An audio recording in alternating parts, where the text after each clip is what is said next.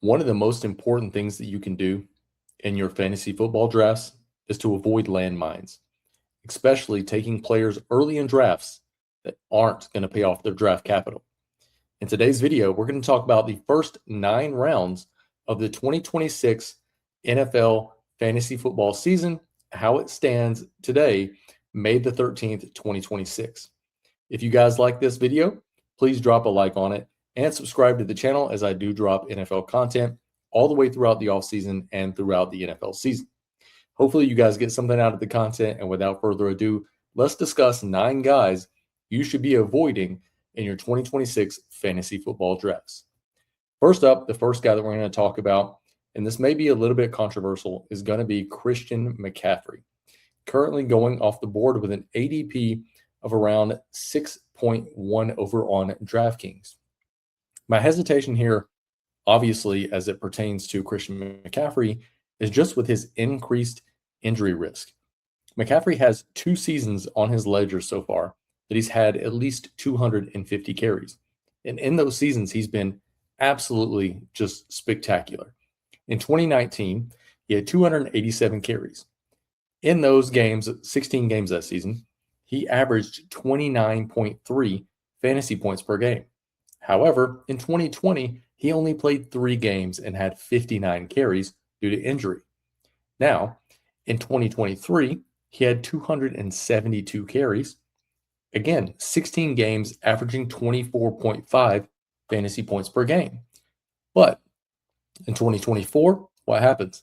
He only plays 4 games, 50 carries again, and just misses out on paying off his price tag.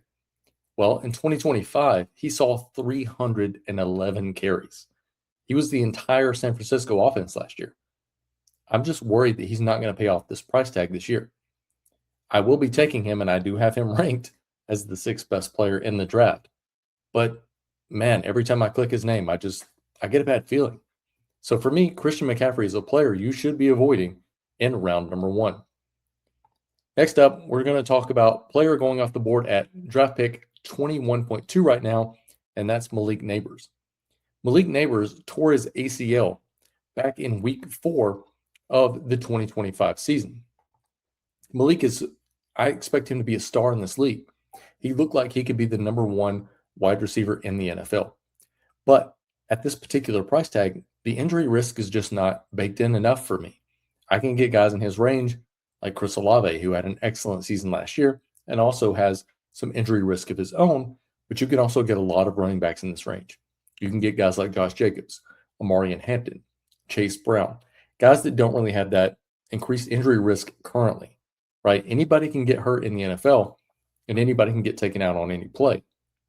But as of right now, what we do know is those guys that I mentioned are healthy, and Malik Nabers, we don't really have a report on him currently. Things could change as we move out throughout the offseason, but as of right now, that's where I stand on Malik Nabers. Next up here, and round at number 3, the guy that we're going to talk about, and a guy that's already gotten me some feedback on this channel that wasn't so great, Josh Allen. This has more to do with positional scarcity than it does anything else. Love Josh Allen as a talent. He's been the QB1 for the last 704 years. Don't quote me on that. Great quarterback. Great for fantasy. Rushing upside. Everything you want. If you could build a fantasy quarterback prototype, it's Josh Allen. But let's assume for 1 second that he isn't the QB1. Right now, he's basically double the price of Lamar Jackson. If you've done any of your best ball drafts, of your yearly leagues, dynasty leagues, anything of that nature to this point, you're going to realize that there's a cliff. There's a running back cliff. There's a wide receiver cliff that once you fall off that, you're not going to like some of the names that you have to click. So when you get a guy like Josh Allen coming off the board just after round 2, basically the first pick of round 3, it's really going to take away the opportunity cost at that position.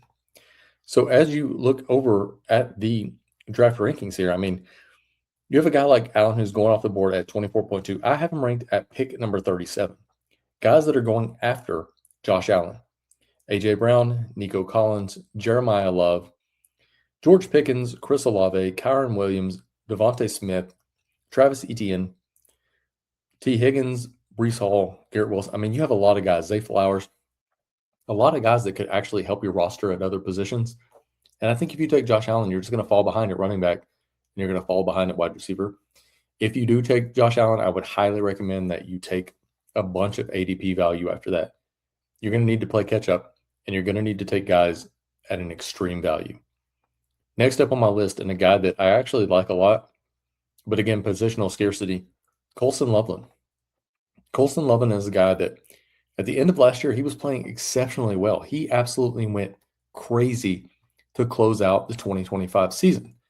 Pulling up his stats here, I mean, at the end of the year, we're talking about fantasy outputs from week 17 to week 19, 21.4, 25.1, 26.7. Could he have those types of games all year? Absolutely. DJ Moore's gone. They didn't really add anything on the offensive side. They did add Khalif Raymond as a wide receiver 3, but how much is he going to see the field? I think you're going to see a lot of Colston Lovelin. You're probably going to see a lot of Cole Kmet this year. They almost split targets last year. And although I love the upside for Colston Lovelin, again, it's just a positional scarcity thing. At pick 41, I believe is where he's going off the board currently, 41.8. At pick 41.8, you're just going to find that the more you do drafts, the more you're going to see guys at the end of the draft at the tight end position that you're going to wish you would have just waited.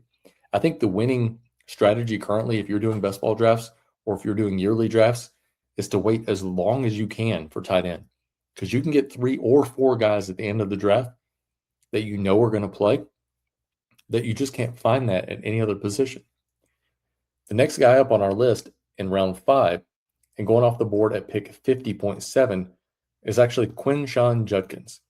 Another injury concern here with Judkins in 2025. I mean, that leg injury was just absolutely gruesome. He does look somewhat healthy at camp, but I just don't know how much he's going to be able to bounce back. And playing for a Cleveland offense that just, I mean, it's just, when's the last time the Cleveland offense has been good? I mean, I don't want to give my age away here, but I've been watching the NFL for over 30 years, and they've just never really been it. You know, with the leg and the ankle last year, I'm going to shy away and take some time to see what goes on with Quinton Judkins. If I catch him falling in drafts, I'll tend to take him. But currently at his current ADP at pick number 50, he's just a player I'm going to shy away from. Round number 6 throws another QB our way, and it's another QB that I don't mind. It's Caleb Williams. Caleb Williams, I mean, he really had a great year last year. But my concern here is where he's going off the board. Currently at pick number 68.3 in round number 6, I just don't see him paying off that price tag. And there's a lot of guys that go off the board after him that I don't mind.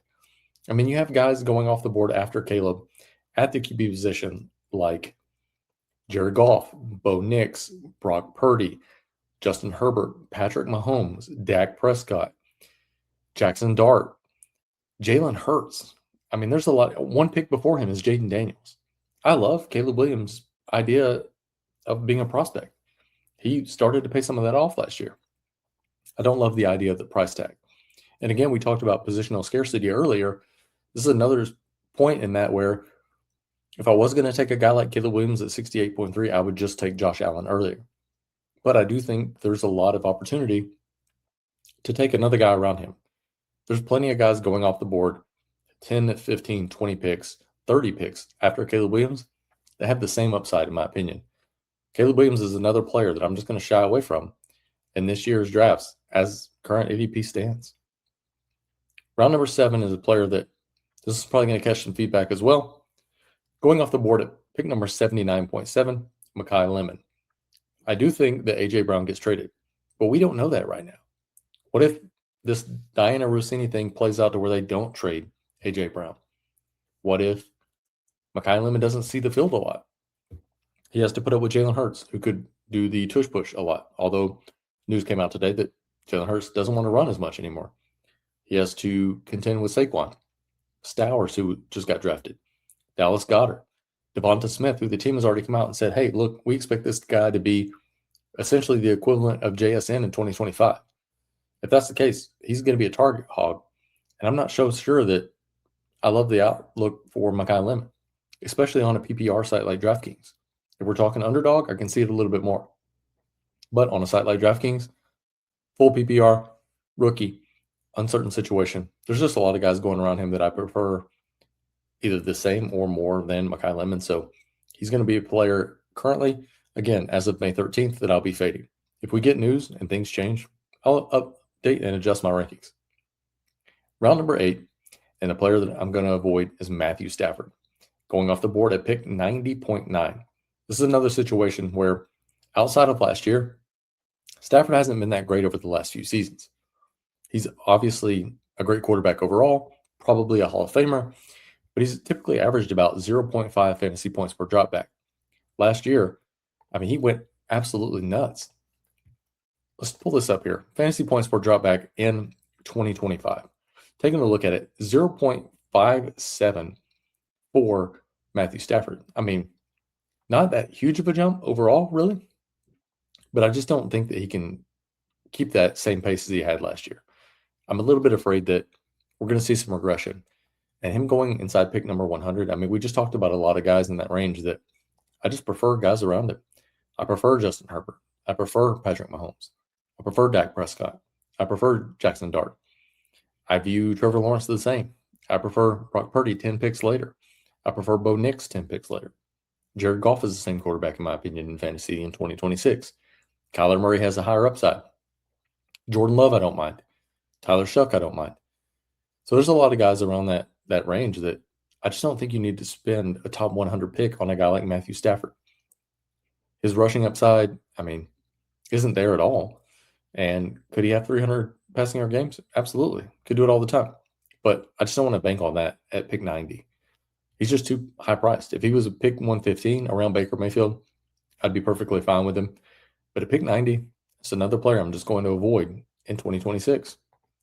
And lastly, and in round number 9, going off the board at pick 97.5, we're going to talk about Kyle Monangai, another player that I prefer on a different site. If we're talking about DraftKings, I don't want any at 97.5. He has no pass catching upside in an offense that is going to look to run the ball quite a bit, and they already have a pass catching back in DeAndre Swift. They also have 2 tight ends that they can dump the ball off to in Cole Kmet and Colston Lovelin that we talked about earlier. So on a PPR site, I'm going to avoid Kyle Monangai. If we're talking about underdog, I don't mind Kyle Monangai at 97.5. So it's really about wherever you're drafting for this particular player in your 2026 drafts. That's going to do it for today's episode. The first 9 rounds and players and landmines you should avoid. If you got something out of the content, drop a like on the video, subscribe to the channel, as I'm going to be dropping content all the way throughout the NFL offseason. If you'd like, also put up 2 videos on this channel already this week.